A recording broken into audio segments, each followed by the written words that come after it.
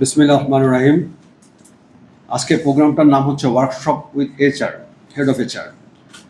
এখানে head of HR এর guest of honour আছেন। আপনারা বিভিন্ন ফ্যাক্টরি থেকে এইচআর এর হেডে আসছেন, আপনাকে আন্তরিক অভিনন্দন এবং শুভেচ্ছা। আছেন সিসিপি এর বিভিন্ন কর্মকর্তাবৃন্দ, সবাইকে অভিনন্দন। প্রোগ্রাম আমি বেসিক্যালি, যেহেতু আমি নিজে একজন ম্যানুফ্যাকচারার, আমি এইচআরটাকে বলতে বুঝি হার্ট অফ দ্য ফ্যাক্টরি। আপনারা ফ্যাক্টরিতে রিক্রুটমেন্ট করছেন, ট্রেনিং দিচ্ছেন, অ্যাওয়ারনেস শেখাচ্ছেন, সেটা হোক লেবার ল হোক আর সোশ্যাল ল হোক, এবং ফিউচার যে লেবার যাদেরকে জয়েন করছে তাদেরকে ফিউচারের জন্য ডেভেলপ করছেন। ইনভেস্টমেন্টটা কিন্তু আপনাদের হাত দিয়ে শুরু। দ্যাট মিনস একটা ওয়ার্কার তো আমরা তো 6 মাসের জন্য নিই না, আমরা নেই এটাকে লং টাইম কীভাবে সাস্টেন করা যায়। আপনারা কথায় যেটা বলছেন, আমি সবার কথা শুনছি, সবার কথা তো আনসার করা যাবে না, আমি প্রাইম কথাগুলোকে নিয়ে আসছি। আমরা জানি আমাদের সেক্টর 40 বছরের সেক্টর। 40 বছরে কোনো সময়টাই আমাদের জন্য ইজি ছিল না। গার্মেন্টস মিনস চ্যালেঞ্জ, এবং চ্যালেঞ্জটা সবচেয়ে বেশি শুরু হয়ে গেছে আমাদের রানা প্লাজার পর থেকে। আপনারা জানেন 2013 পর থেকে কমপ্লায়েন্সের এত বেশি প্রেশার আমাদের কাছে এসে গেছে, আমরা মনে হয় কমপ্লায়েন্স এখন পর্যন্ত এখান থেকে মুক্ত হতে পারিনি। কারণ আপনারা এটা ফেস করেন প্রতিনিয়তই, আর আপনারা যারা এইচআরে আছেন তারা তো সবচেয়ে বেশি ফেস করেন। আমি যেটা বলতে চাচ্ছি যে আপনারা এখানে ডাকার উদ্দেশ্য হচ্ছে আপনাদের মাধ্যমে আমরা কীভাবে এমপ্লয়মেন্ট ক্রিয়েট করতে পারি। আপনারা জানেন আমাদের দেশে প্রায় অলমোস্ট 5 কোটি অলমোস্ট ইয়াং জেনারেশন। আমরা বিজিএমইএ গার্মেন্টস, আমরা কিন্তু 3টা গ্রুপ নিয়ে কাজ করি। একটা হচ্ছে যাদের একদম শিক্ষিত না, একদম কম শিক্ষিত, অথবা কেউ ক্লাস 6-7 পাস। আর একটা কাজ করছি আমরা ইন্টারমিডিয়েট টু গ্র্যাজুয়েট, আর একটা হচ্ছে টপ লেভেল। আপনারা অনেকে বলছেন মাল্টিন্যাশনাল কোম্পানির সাথে আমাদেরকে তুলনা করছেন।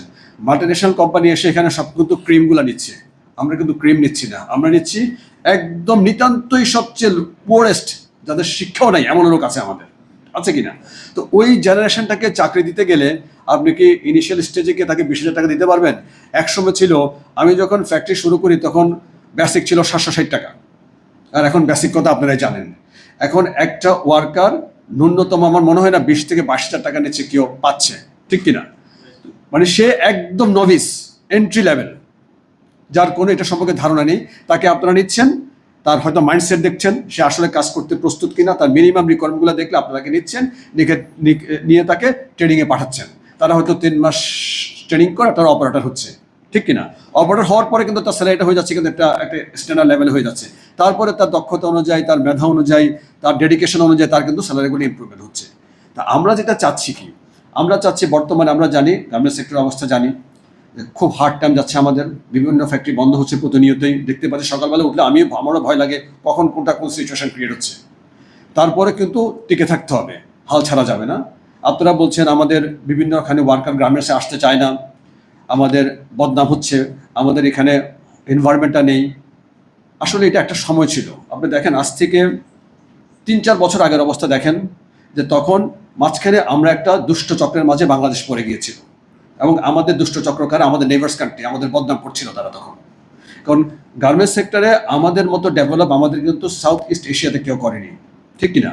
সুতরাং আমাদের শত্রু পাশের দেশ আমাদের নামে প্রোপাগান্ডা ছড়াচ্ছিল, যার পরিপ্রেক্ষিতে অনেকে ভাবতো যেটা যে আসলে সত্যি, অনেকে ভাবতো আসলে আমরা জানি আসলে সত্যি কিনা মিথ্যা।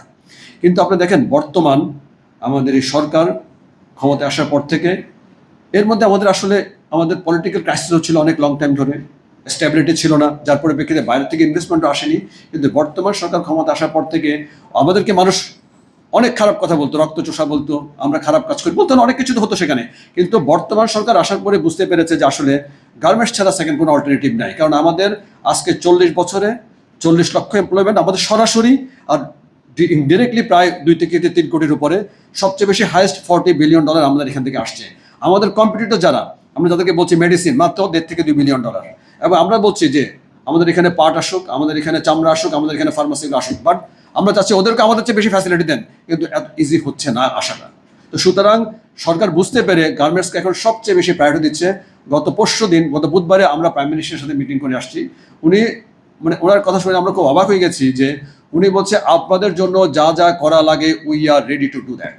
আমরা বলছি যে মাননীয় প্রধানমন্ত্রী, আমাদের বিদ্যুতের সমস্যা, আমাদের গ্যাসের সমস্যা, আপনারা জানেন, আপনারা অনেকে এখানে যারা আসছেন আমরা কিন্তু বেছে কিন্তু সবচেয়ে ভালো ভালো ফ্যাক্টরিগুলো নিয়ে আসছি, কারণ আপনাদের সাথে অভিজ্ঞতা শেয়ার করলে সেটা আমরা এক্সিকিউট করতে পারবো। গ্যাসের সমস্যা, আমার নিজের ফ্যাক্টরিতে আজকে 2 দিন গ্যাস নেই, 1 থেকে 2, শুক্রবারে ছিল 7। তো সুতরাং আমি তো বুঝতে পারছি সমস্যাটা কোন জায়গায়, কিন্তু ঠিকই আমার যখন মিটারটা চলে তখন কিন্তু গ্যাসের বিল কিন্তু ঠিকই আসছে। আমি দেখছি যে পার ডে আমার গ্যাস বিল আসে, যখন আমি প্রায় 20 টন ক্যাপাসিটি করি, প্রায় 3,80,000 থেকে 4 লক্ষ টাকা। আমি করলাম 10 টন করলাম, সেখানে আমার বিল আসছে 2,90,000 টাকা। খুব কিন্তু একটা ডিফারেন্স হয়নি, আলটিমেটলি কিন্তু আমি টাকা লস করছি। তা আপনারা দেখেন, আমার মনে হয় এই সিচুয়েশনে কিন্তু আমার ফ্যাক্টরি না, আপনাদের সবার ফ্যাক্টরি কিন্তু একই সিচুয়েশন। আলটিমেটলি আমরা যে যাই বলি না কেন, আমাদের কোম্পানিগুলো প্রোডাকশনমূলক কোম্পানি, প্রোডাকশন না হলে লস। হিসাব সোজা, এখানে সেকেন্ড কোনো থট নেই।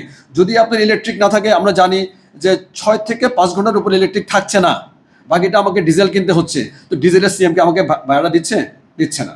তো সুতরাং আমাকে বিগত আপনি যদি 4 থেকে 5 বছর দেখেন, লাস্ট 4-5 ইয়ার্স আমাদের ওয়ার্কার স্যালারি কত পরিমাণ বাড়ছে, আমাদের কস্ট অফ ডুইং কি পরিমাণ বেড়েছে, আমাদের ইজ অফ ডুইং কি পরিমাণ বেড়েছে, সিএম কি 1 টাকা বেড়েছে, আপনারা বলেন। তাহলে আমরা এটা কীভাবে ম্যানেজ করবো? সে ম্যানেজ করার দায়ের ভাই আপনাদের। আমাদের এফিসিয়েন্সি ছাড়া সেকেন্ড কোনো অপশন আমাদের নাই। আর এখন যেটা আসছে আমাদের আমরা সবাই বলি এআই টেকনোলজি, আমরা ওইটা নিয়ে কাজ করছি। ওইটা নিয়ে কীভাবে কাজ করলে আমাদের কীভাবে এফিসিয়েন্সি বাড়ানো যায়, ইট ইজ ভেরি নিউ। আমরা চাচ্ছি যে এখন আমাদের কিন্তু সিসিপির মধ্যে এটা ছিল না। আমরা মাত্র কথা বলছি, বা আমি আমার প্রেসিডেন্টের সাথে কথা বলবো, বা আমাদের সিসিপ যারা রিপ্রেজেন্ট করছেন সরকারের পক্ষ থেকে, তাদের সাথে কথা বলে দেখি ইনোভেটিভ কি টেকনোলজিগুলো আমরা ইমপ্লিমেন্ট করতে পারি। আর আপনারা বলছেন যে আসলে সিসিপের যে ফান্ডটুকু, it is not a grant, it is a loan. আমরা যে টাকাটা নিচ্ছি এটা আমাকে ফেরত দিতে হবে। সুতরাং এখানে একটা রেসপন্সিবিলিটি আছে। আমরা যে ধরেন 4.5 বছরে 10,000, প্রতি বছরে আমাদের 2,500 করে আমাদের আসে, 2,000 করে আমাদের আসে। এখান থেকে আমাদেরকে একটা সিগনিফিক্যান্ট পার্সেন্টেজ আমাদেরকে দেখাতে হবে যে আমরা এমপ্লয়মেন্ট ক্রিয়েট দিতে পেরেছি, নাহলে কিন্তু আমাদের এটাও থাকবে না। তো সুতরাং এই জন্য আপনাদেরকে ডাকা, আমন্ত্রণ জানানো যে রিক্রুটমেন্ট একটা কন্টিনিউয়াস প্রসেস। এটা যে 1 মাস হলো আর 3 মাস যে হবে না তা না, প্রতিনিয়ত প্রতিটা ফ্যাক্টরিতে মাইগ্রেশন থাকে।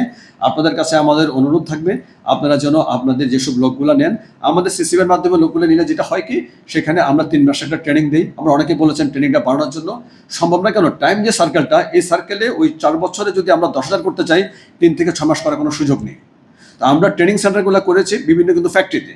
তো সুতরাং ওই ফ্যাক্টরিতে করলে কি, তারা আপনার এডুকেশনাল পাশাপাশি তারা প্র্যাকটিক্যাল এক্সপিরিয়েন্সটা করতে পারছে। আপনাদের হয়তো অনেকের এখানে যারা আছেন ফ্যাক্টরিতে থাকতেও পারে ট্রেনিং ইনস্টিটিউট, যার পরিপ্রেক্ষিতে ওয়ার্কারগুলো হয় কি, একটা অপারেটরের জন্য বা একজন আপনার যদি মনে করে যে না ঠিক আছে আমি কম্পিউটার শিখতে চাই, 3 মাসের জন্য একটা কিন্তু মিনিমাম নলেজ দেওয়া যায়। তারপরে আপনি কিন্তু নিয়ে তাকে তো আমরা কাস্টমাইজ করে আপনি মন মতো করে নিতে পারছি না।